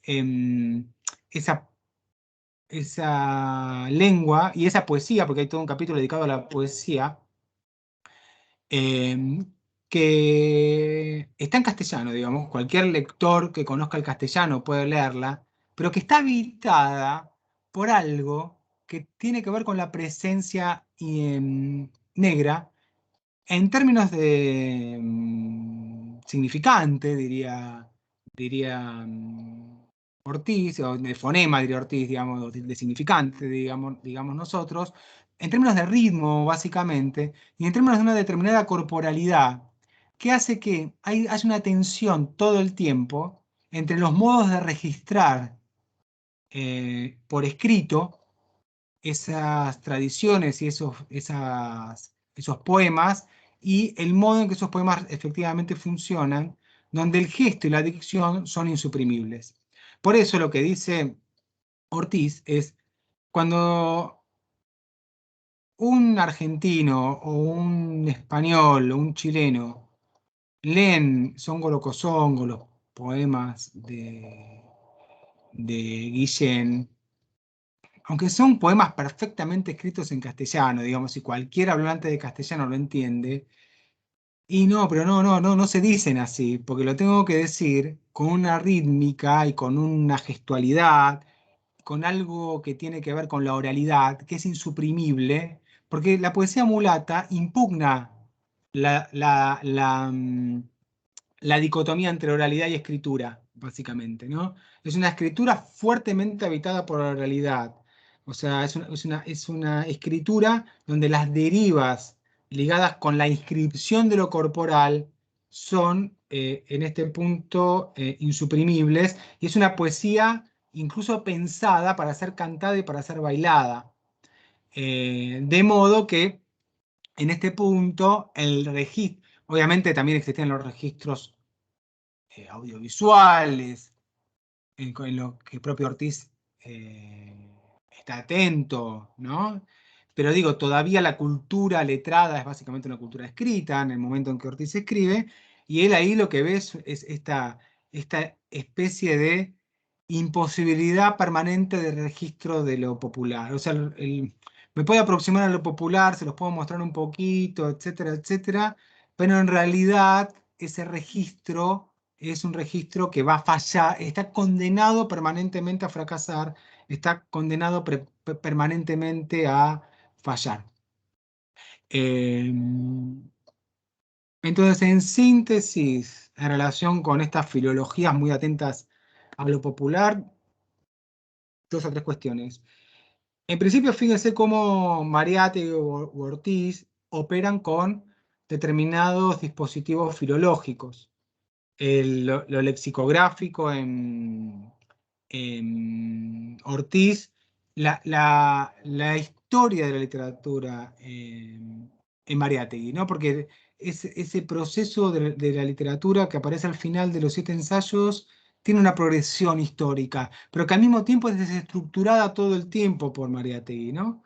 O sea, esas temporalidades se van imbricando unas a otras todo el tiempo, y lo colonial, lo cosmopolita y lo nacional, y bueno, están al mismo tiempo, digamos, no se pueden escindir. O sea, eso conspira contra la linealidad. En segundo lugar, el carácter fuertemente abierto a lo heterogéneo, ¿no? Digamos, son dispositivos, tanto la historia literaria como el lexicográfico, que estaban orientados a sustentar culturas monolingües y tradiciones monolingües, pero que ellos se van a ver obligados, no se van a ver obligados, van a funcionar en Mariátegui o en Ortiz para pensar una especificidad andina, una especificidad cubana, donde la alteridad lingüística y cultural en última instancia son insuprimibles. Ninguno tiene intereses primariamente lingüísticos, ni Ortiz ni Mariátegui, no son lingüistas, no se reivindican como lingüistas, no es su interés principal.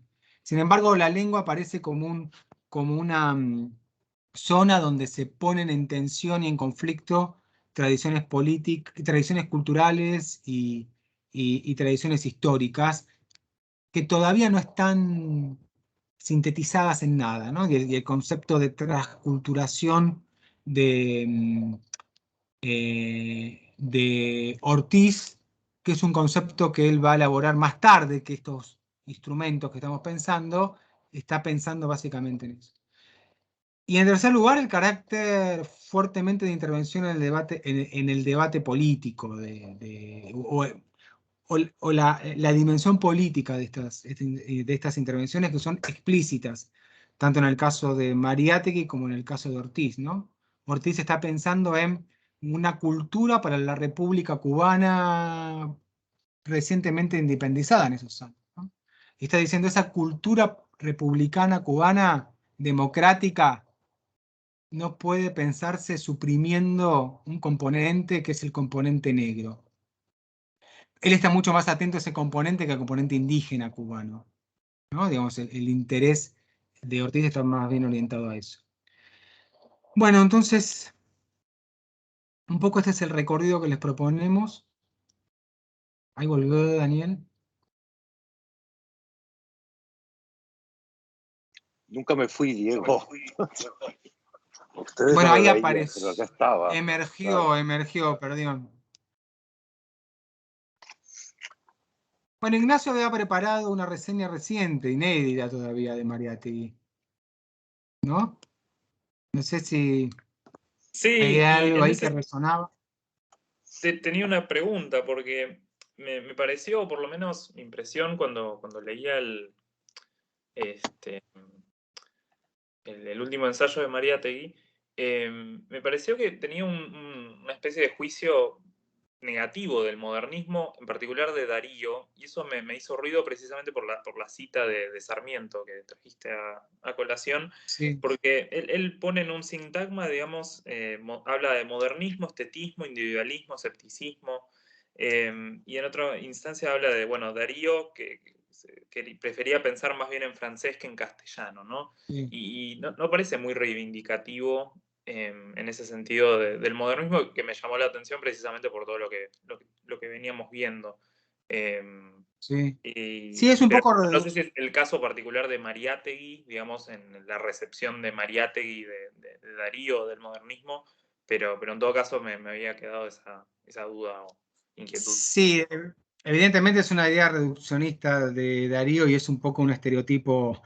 Lo que está operando ahí en Mariátegui es más en este pasaje puntual de Mariátegui, no hay una lectura muy profunda de Darío, ¿no? Ni siquiera cito no, nada, qué sé yo, es como, bueno, un poco te diría lo que se dice de Darío, no es, no sé si tomarlo eso, a ver, es más bien como un efecto de una, como una especie de memoria discursiva que ni siquiera es de María, está hablado por otro Mariátegui en este caso. No porque necesariamente tenga que reivindicar a Darío o no, pero me parece que no es muy, digamos, tiene como esa cosa como de llenado de algunas partes, ¿no? Digamos, donde a él lo que le interesa más es pensar ciertos procesos de la literatura peruana, donde él lo piensa, me parece muy bien, algunos autores, como Palma, como Vallejo, digamos, lo que dice, o Aiguren, lo que dice de ellos es muy, está muy sustentado además en análisis textuales, porque es como una especie de antología también que él va armando.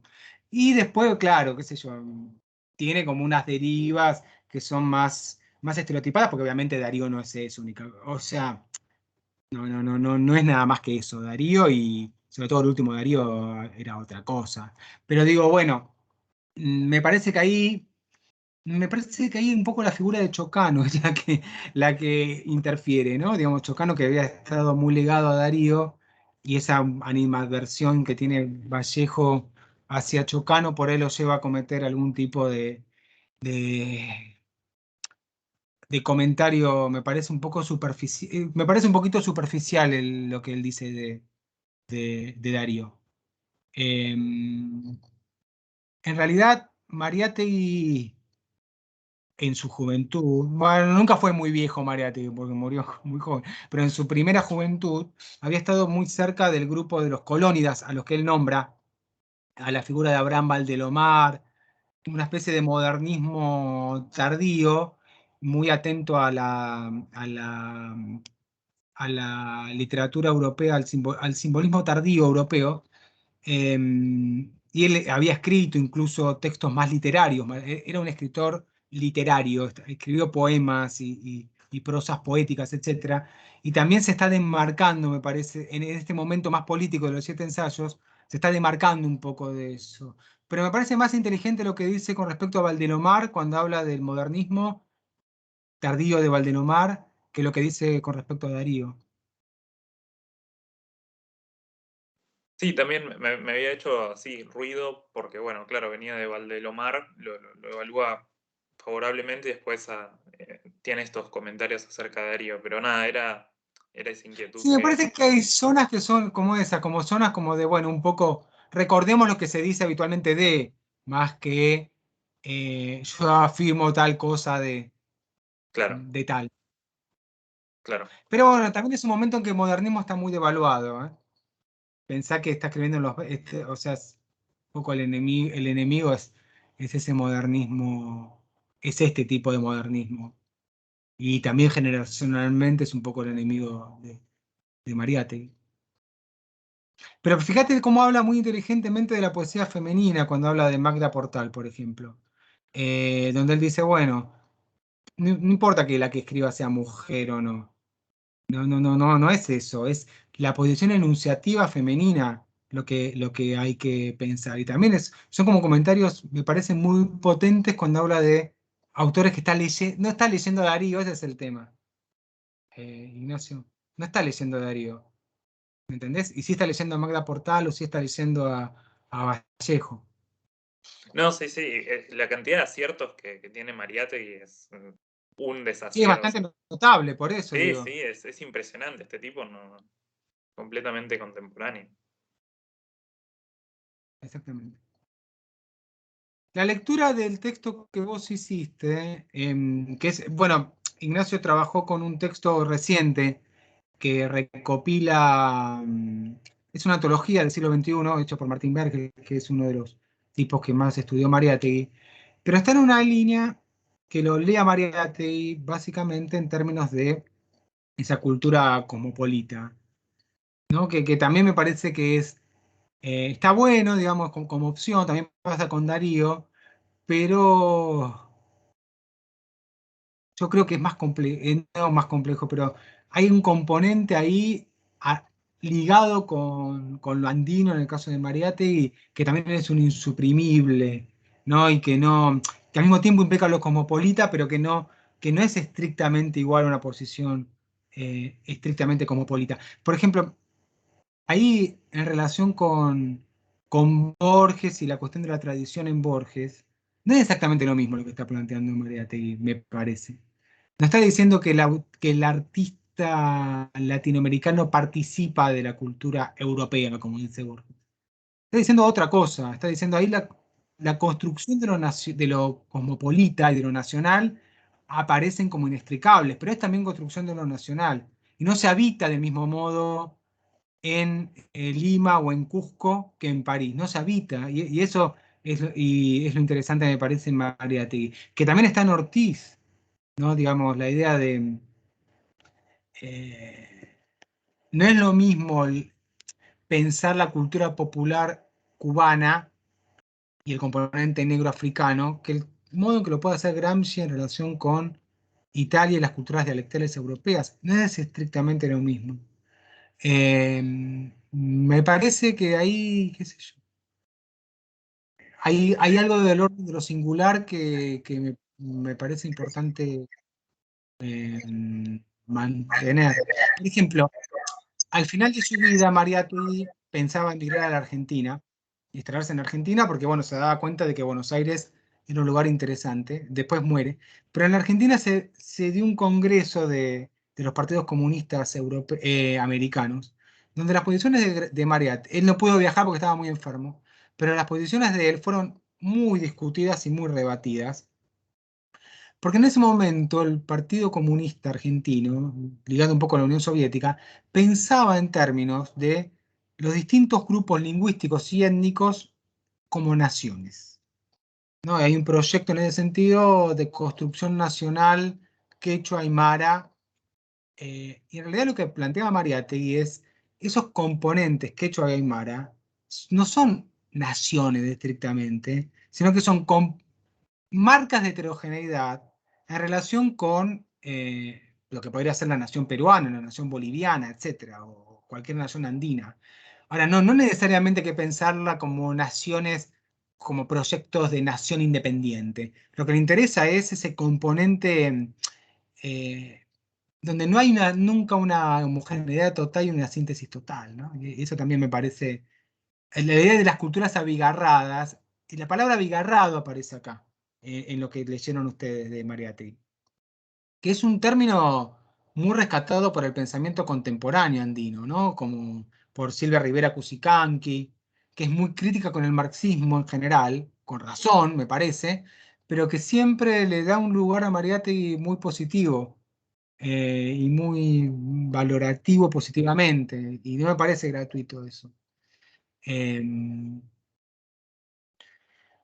Bueno,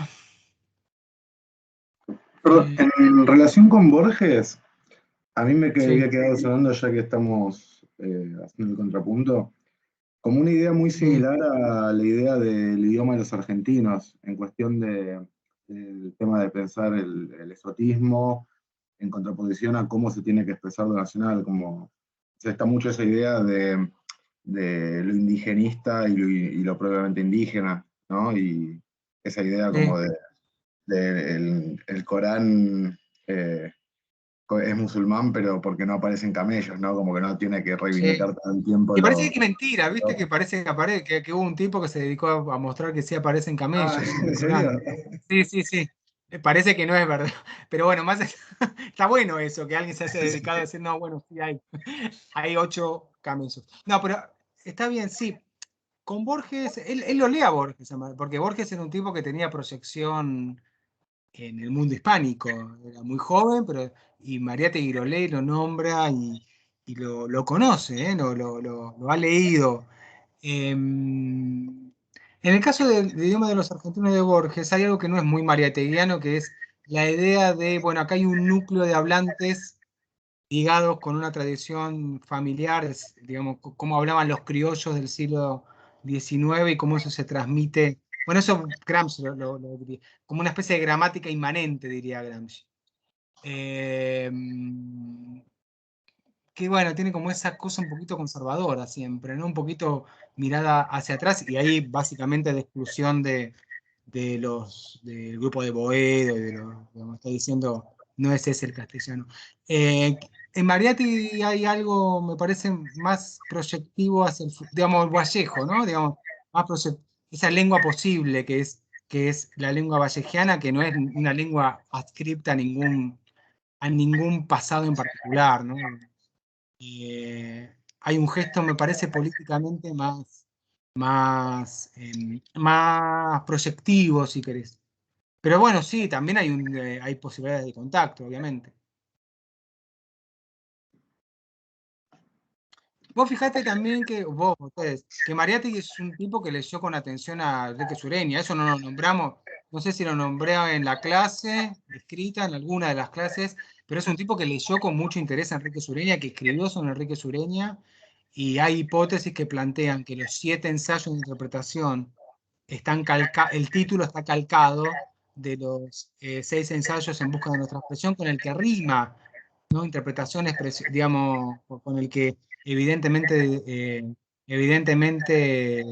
dialoga. Y hay algo interesante que dice Mariátegui con respecto a Enrique Sureña, que es, bueno, el camino de una crítica materialista pasa por las líneas abiertas por Enrique Sureña, aun cuando Enrique Sureña no lo quiera. Eso también es interesante y es genial. No hay que leer a los autores, es algo que enseña Mariátegui un poco. No hay que leer a los autores como los autores quieren que los lean, qué sé yo. No importa que Enrique Sureña no lo fuera, pero una concepción materialista de la cultura la voy a encontrar más, dice Mariátegui, en Enrique Sureña que en el típico intelectual del Partido Comunista que reitera las tesis de Moscú. ¿No? Es eso lo que está en juego en el debate.